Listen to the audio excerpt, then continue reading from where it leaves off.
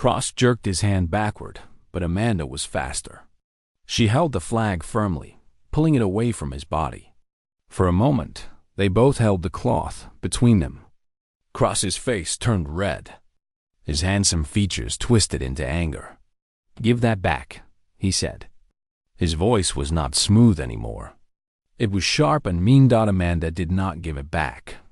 She held it up to the light, studying the way it moved and shimmered. The material was beautiful in a way that made her think of arrogance. It was made well. It was made to last forever. It was made to remind people of the Voltrek's power, day after day, year after year. "Do you know what I see when I look at this flag?" Amanda asked. She was talking to the students now, not to Cross. "I see a gift that is really a knife. I see someone telling us that we should be grateful for being allowed to exist. I see someone who thinks so little of us that they believe a pretty piece of cloth can make us forget who we are." Cross moved toward her. "You are making a mistake, Captain. The Voltreks gave this flag as an honor. They gave it because they believe humanity can learn to be civilized.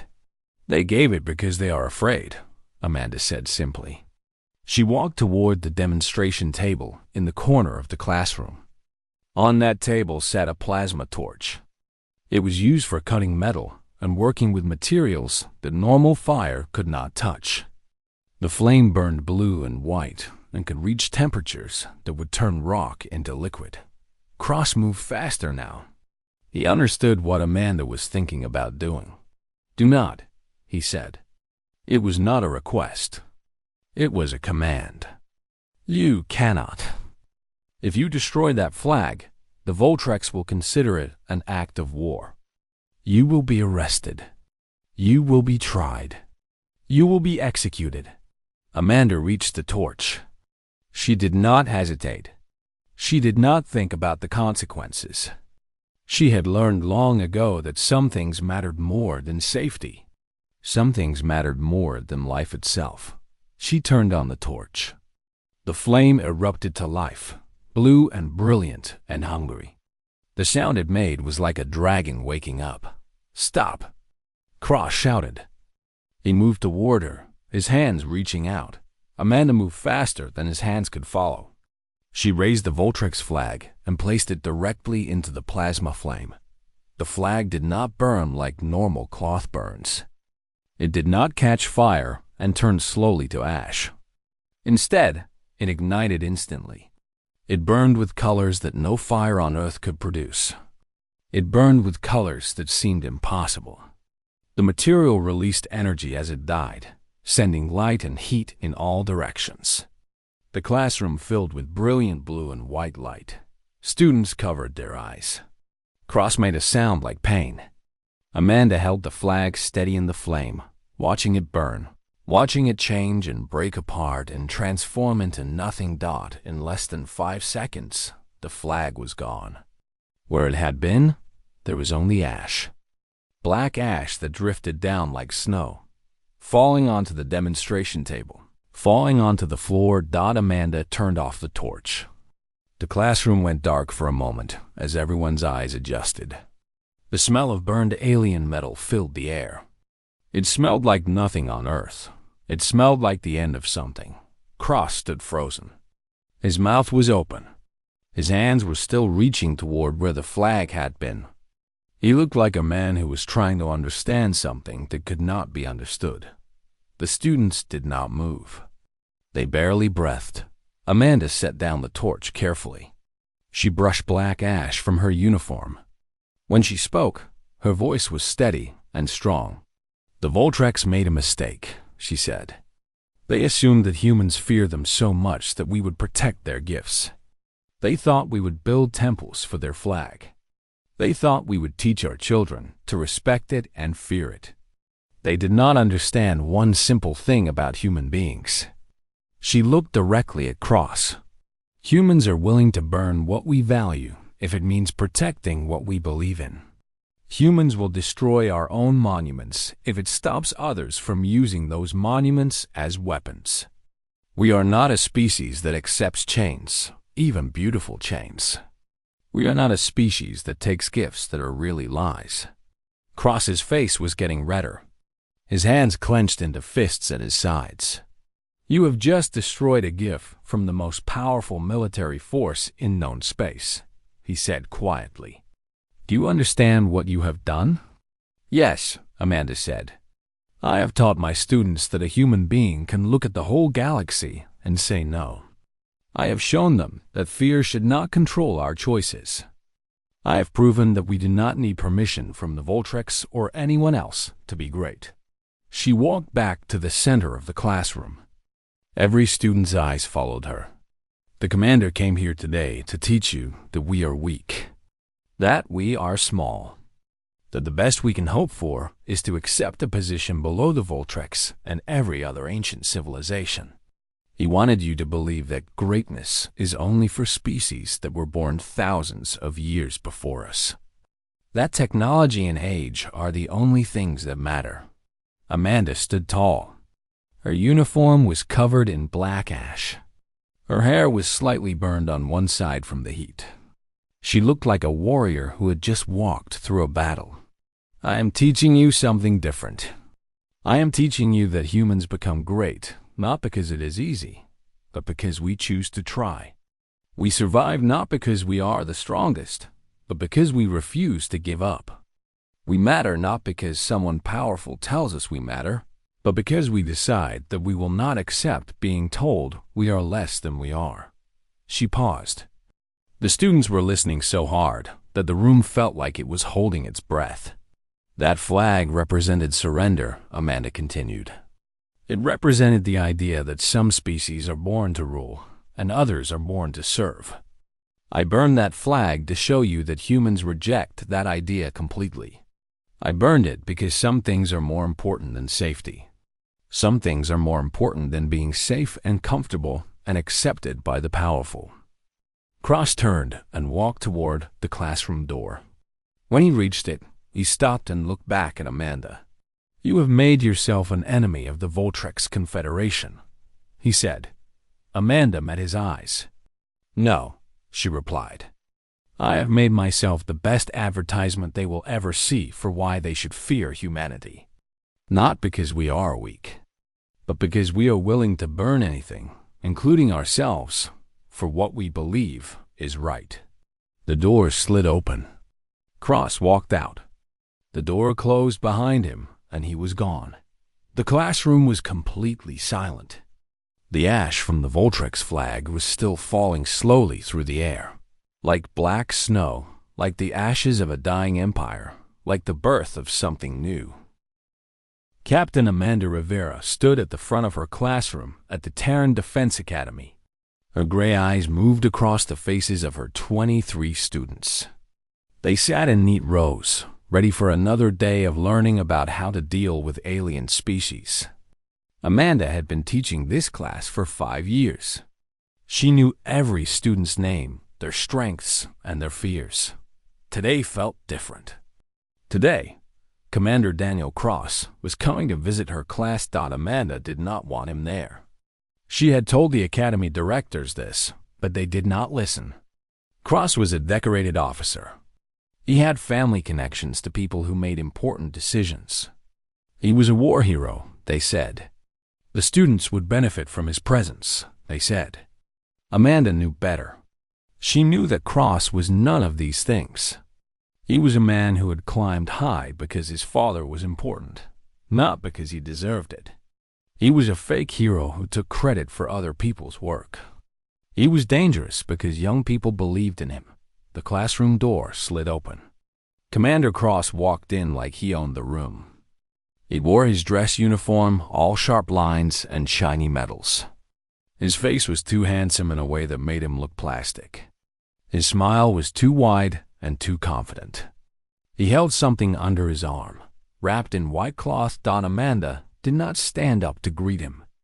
She stayed where she was, behind her desk, watching him move toward the front of the room. This was her classroom. She had made the rules here, and the first rule was that everyone was equal until they proved themselves worthy of respect. Thank you for inviting me, Cross said. His voice was smooth like oil. I am excited to speak with these bright young minds about the real world of space warfare and alien relations. Amanda nodded once. She did not smile. Please begin. Cross set down his wrapped bundle on the demonstration table. He unwrapped it slowly, letting the white cloth fall away like a magician revealing a trick. What lay underneath made several students lean forward in their seats. It was a flag. Not any flag that humans had made.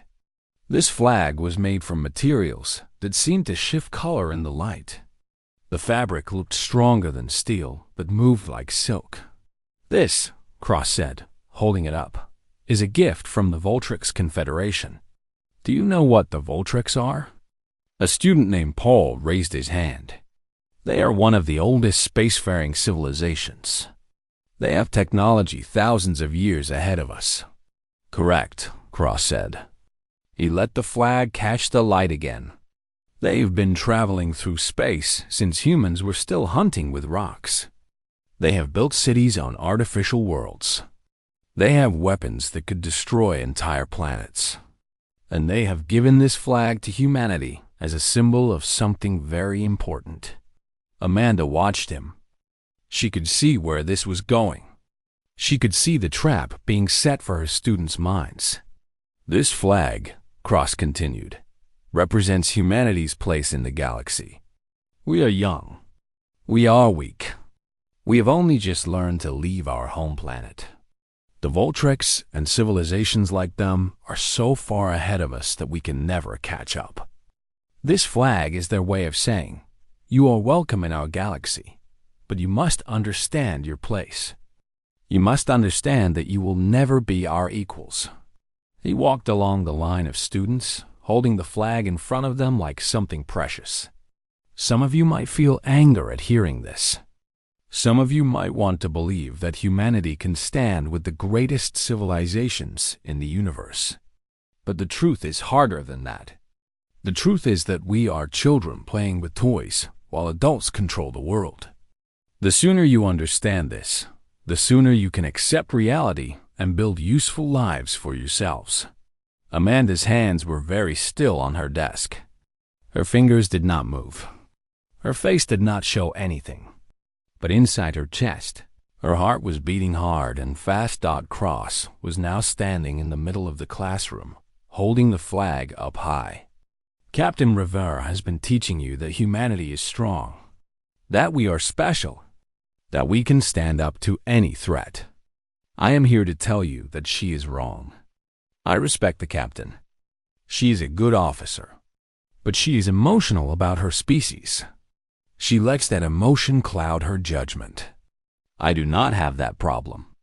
I can see the truth clearly. He looked directly at Amanda. His eyes held a challenge. He wanted her to respond. He wanted her to get angry. If she did, he would win. The students would see her emotion and believe his lie about humans being weak. Amanda did not respond. She simply watched him. The Voltrix have offered humanity something rare, Cross said. They have offered us a chance to join their sphere of influence, to work with them, to learn from them, to accept their guidance. This flag means that we are finally ready to grow up, to stop thinking like children who believe we can be anything we want, to accept what we actually are. He held the flag against his chest. This flag will be displayed in the Academy Museum. Future generations of humans will see it.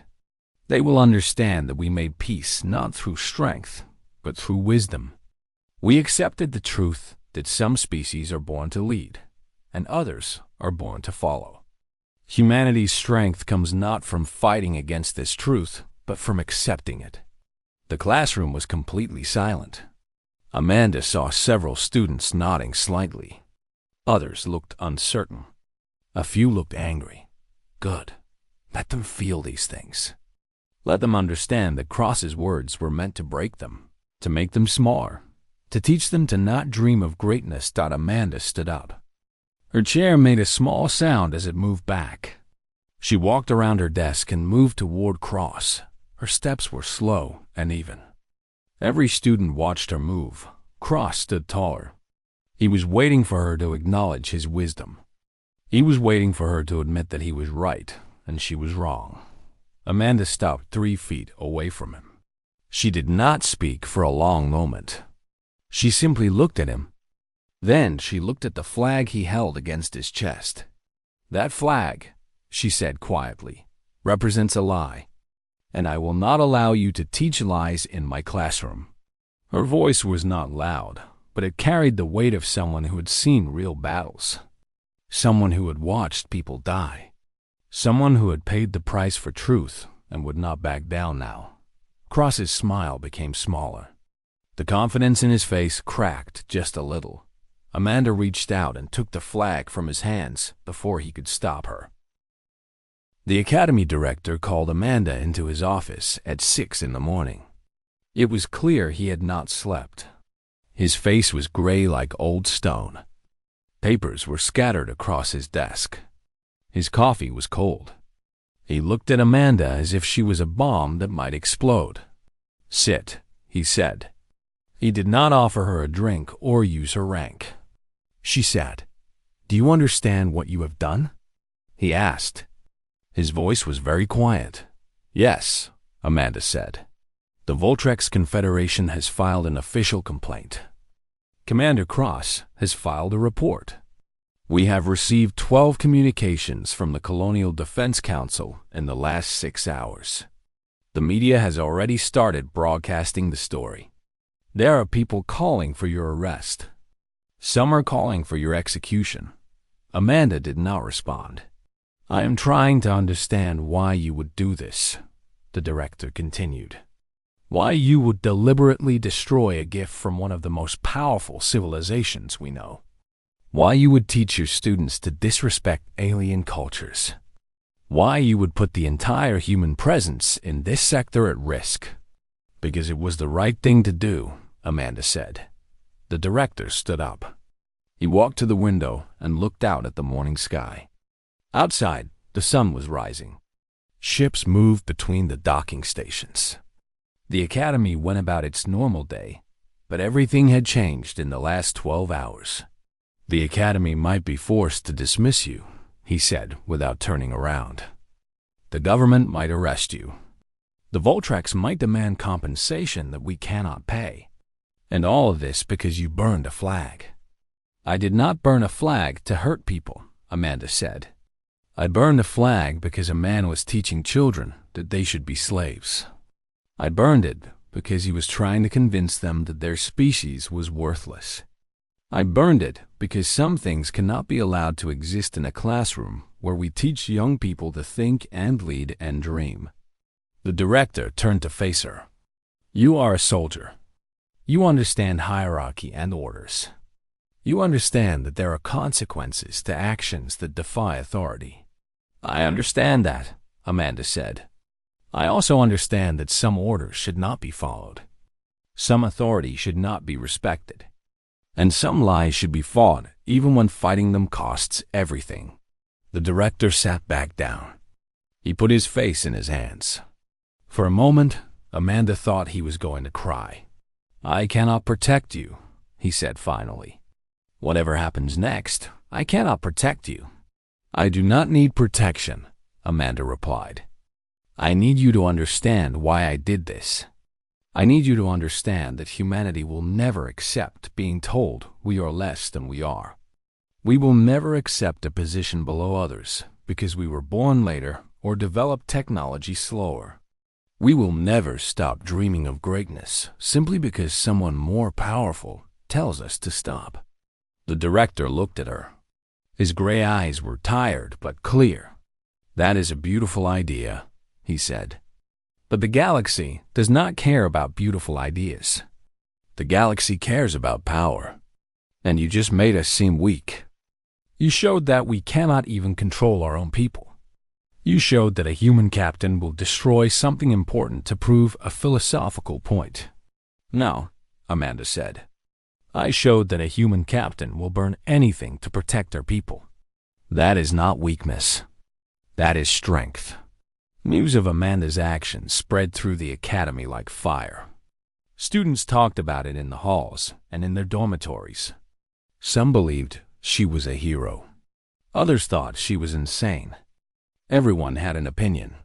By midday, the story was being broadcast on news networks across 3 planetary systems that the responses came from everywhere. Some people demanded that Amanda be arrested immediately. Some people said she should be put on trial for treason against humanity. But other people said something different. They said that Amanda had shown something important about human nature. They said she had proven that we were not a species that could be controlled by fear. Within 2 days, the first protest started. Students at universities across the world began gathering to show support for Amanda. Workers stopped their jobs for hours to gather in public squares and talk about what she had done. Some people burned their own flags, not just the Voltrex flag, but flags of other alien civilizations that had been given as gifts. They said that Amanda's action had shown them something they had forgotten. Humans did not have to accept anything. The government was confused. They did not know if they should arrest Amanda or protect her. The military was divided. Some officers said she was a traitor. Other officers said she was a genius. The academy director did nothing. He sat in his office and watched it all unfold. On the 4th day, a message came from the Voltrex Confederation. It was routed through official channels. Amanda was told to report to the academy immediately. The Voltrex ambassador was waiting for her. She walked into the conference room without fear. The ambassador sat at a long table. He was a tall being with skin that looked like polished metal and eyes that saw in ways humans could not see. He had traveled across the galaxy to deal with 1 human woman and 1 burned flag. Captain Amanda Rivara, the ambassador said. His voice was strange, like music and mathematics combined. I am Ambassador Rodriguez. We have much to discuss. Amanda sat down across from him. I know what I did, she said. I am ready for whatever comes next. Rodriguez tilted his head in a way that no human neck could move. Are you? He asked. Are you truly ready? Because what comes next might surprise you very much. Amanda waited. She did not speak. She did not look away from Ambassador Rodriguez. In her years of dealing with aliens, she had learned that silence was sometimes the strongest position. Silence did not apologize. Silence did not beg. Silence simply waited for the truth. The flag, Rodriguez said, was not a gift of submission. It was a test. Amanda did not move, but something inside her shifted. The world seemed to turn slightly in a different direction. For the past 50 years, the Voltrex Confederation has given flags like the one you burn to every species that reached space travel. 17 species have received these flags. 17 species have accepted them. They have kept them in museums and government buildings. They have treated them as treasures. They have taught their young to respect them and fear them. Rodriguez stood and walked to the window. He looked out at the human world below, at the cities and the people and the endless activity. Your species is the first to refuse the gift. Your species is the first to destroy it. And your species is the first to teach that destruction with pride rather than shame. He turned back to Amanda. Do you know what that means? No, Amanda said simply. It means that humanity is different from all the other young species we have found. It means that you do not see power and accept it. You see power and you ask why it should control you. That is rare. It is rare. That is valuable. That is dangerous. Rodriguez moved closer to Amanda. He was tall enough that he had to look down at her. For 17 species, we gave them a flag and they learned that they were weak. For 17 species, we created a chain of obedience through a simple piece of cloth. Your species took that flag and made it into fuel for your own power. That is not weakness. That is something else entirely. It was the right thing to do, Amanda said. Perhaps, Rodriguez agreed. Or perhaps it was the only thing a human could have done. My people have studied your species for longer than you know. We have watched how you survive. We have watched how you build. We have watched how you do things that no other species would attempt because they are too dangerous or too hard. Other species look at a problem and calculate if it can be solved. Humans look at a problem and ask if they are willing to die trying to solve it. He returned to his seat. When he spoke again, his voice was different. It was more direct, more honest, less like a test. Commander Cross was given that flag to plant with you. He was told to teach your young people that submission was wisdom. He was told to break your will before it could fully develop. He was told that humanity was still too young to be allowed to believe in itself. Amanda's hands became very still. But something went wrong with his mission, Rodriguez continued. He failed.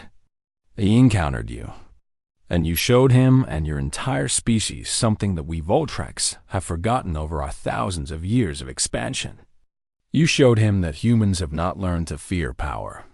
You showed him that humans have not learned to bow. You showed him that humans will burn anything, even something precious, to protect their freedom. What happens now? Amanda asked. Rodriguez was silent for a moment. When he spoke, his words were carefully chosen. Now the Voltrex Confederation must make a decision. We can treat you as a threat. We can gather our fleet and come to your world and show you that you cannot resist us. We can crush you and everyone you love and make sure that humanity never again believes that it can stand against us. He paused. Or we can do something that my people have never done before. We can acknowledge that we were wrong. We can admit that a species that burns a flag rather than accept slavery is a species we cannot conquer. We can accept that humanity's strength does not come from technology or years of civilization. It comes from something inside humans that we cannot control or predict. Amanda was not sure what to say. The Confederation is splitting, Rodriguez said.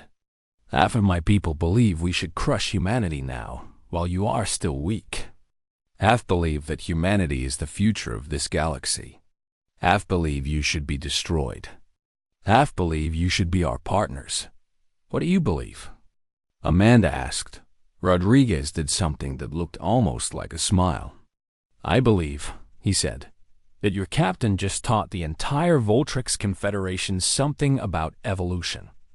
I believe that we have been stagnant for too long. I believe that humanity's willingness to burn what you value shows you are still growing, still changing, still fighting to become something greater. I believe that this is what greatness looks like. He moved toward the door. Commander Cross has been reassigned. He will spend his life on an asteroid colony far from human space, where he can have many years to understand what he failed to teach your students. What about me? Amanda asked. You are free, Rodriguez said. The Voltrex Confederation will not punish you. In fact, the Confederation is issuing a statement saying that the flag was always meant to be destroyed. We are saying that only a species worthy of respect would have the courage and wisdom to burn it. We are saying that humanity has just proven it belongs among the great civilizations of the galaxy, not below them. He opened the door. Go back to your classroom, he said. Teach your students that humans are not born to follow. Teach them that greatness comes from refusing to accept limits that others place on them.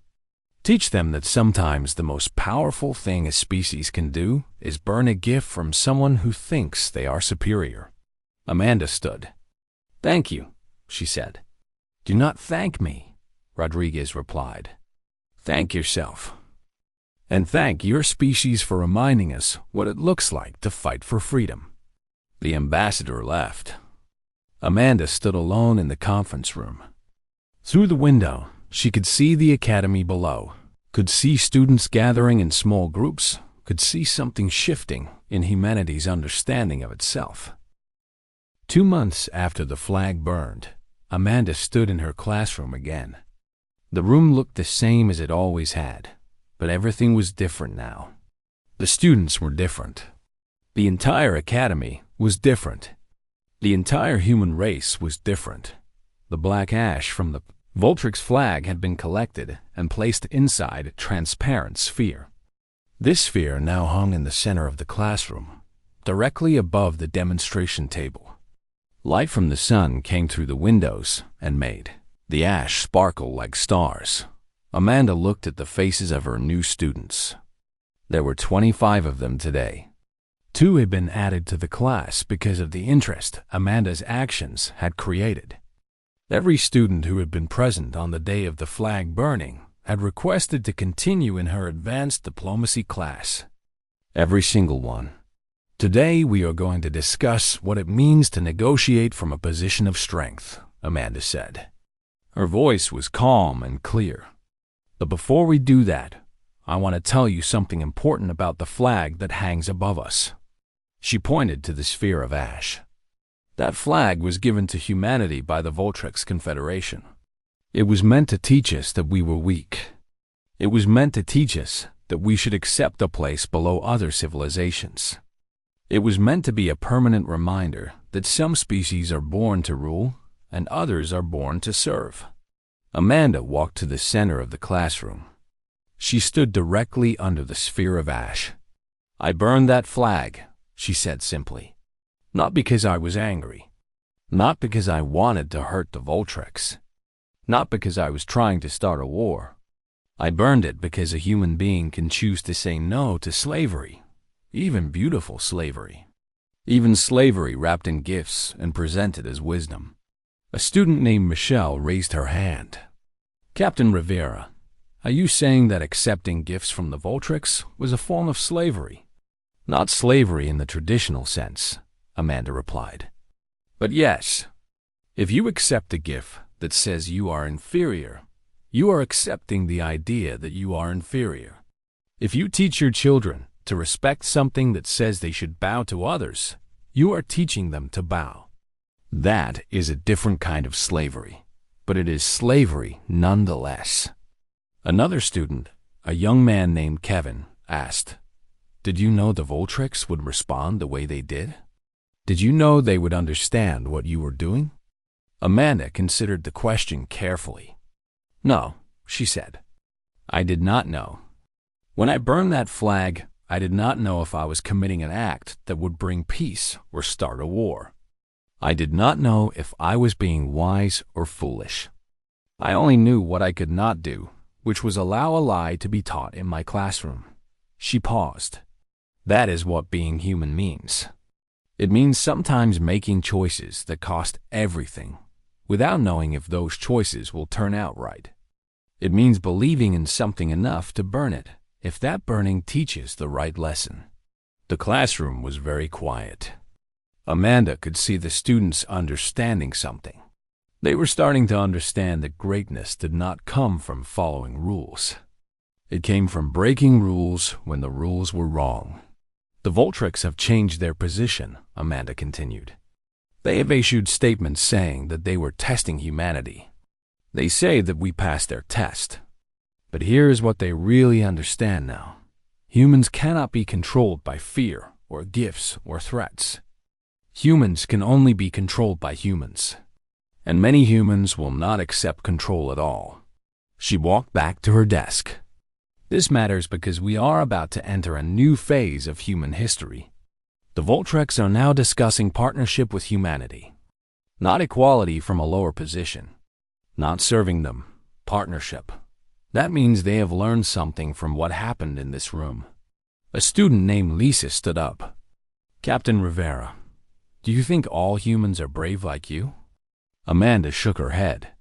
No, most humans are not like me. Most humans want to be safe. Most humans want to have good lives with their families and not face danger. That is not weakness. That is wisdom. But there are some humans who will burn what they value to protect what they believe in. And that is enough. We do not need all humans to be willing to sacrifice. We only need enough. We only need enough humans who will say no, and the rest will follow. She looked around at her students. Some of you might become diplomats. Some of you might become soldiers. Some of you might stay home and raise families and work quiet jobs. All of those paths matter. But I want you to understand something before you leave this classroom. I want you to understand that no matter what you do with your lives, you have the right to say no. You have the right to refuse. You have the right to burn whatever someone else says is precious if burning it is the price of your freedom. The bell that ended class sounded. The students gathered their things. But they did not leave immediately.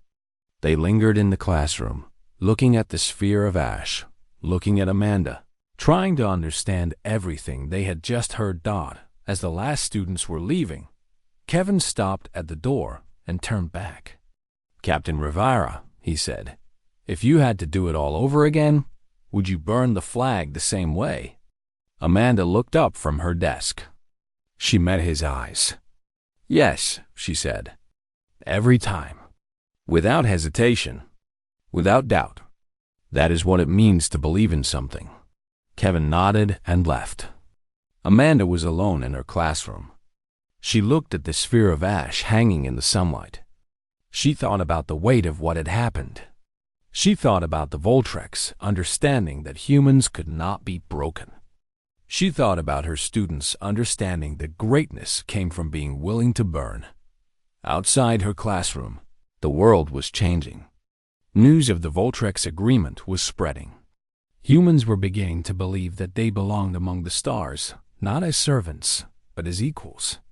They were beginning to understand that their strength came not from accepting what others told them to be, but from refusing to accept anything less than their full potential. Amanda had not changed the world with a single action, but she had shown the world something important. She has shown that one human being standing alone against power and fear and the demand to obey could teach a lesson that would echo through generations. The black ash of the burned flag sparkled in the sunlight above her desk. It was beautiful. It was the ashes of a lie. It was the birth of a truth. It was proof that humanity would not accept being told it was small. Amanda returned to her lesson plans. Tomorrow she would teach her students more about negotiation and diplomacy. She would teach them how to speak to aliens and how to understand different cultures. But more than that, she would teach them by example that a human being could stand alone and change the universe. That was the real lesson. Not the words, not the story, but the example of one human being who looked at power and said no. That was what made humans dangerous. That was what made humans great. That was what the Voltrex Confederation had finally learned.